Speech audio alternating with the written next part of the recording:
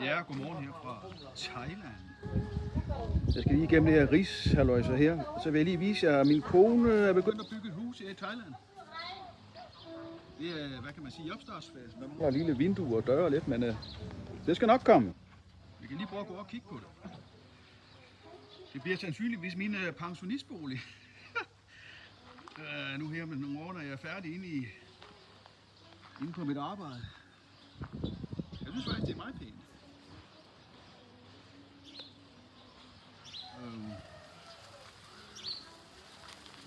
Jeg skal lige ud af det her ris.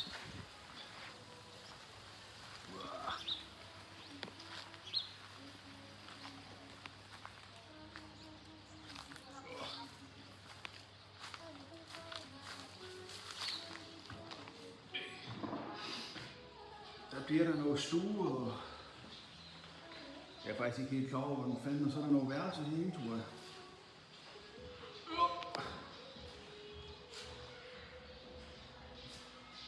Og et værelse til her.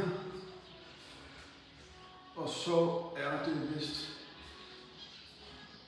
hvad hedder det, så har vi lige Eiffeltårnet, det står lige her. Nej, så har vi her, der skal være toilet og bad. Så, ja, det er jo ikke så meget at se lige nu, men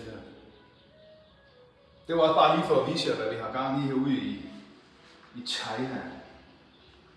Så, men var 14 dage tilbage, så snakker det mod enden. Så er det tilbage til vinterdanmark. Føj for satan, det glæder mig godt nok ikke til.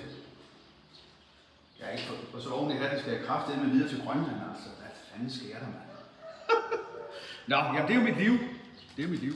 Men det var også bare lige det, jeg ville vise jer. Kan I have en god dag? Hej hej.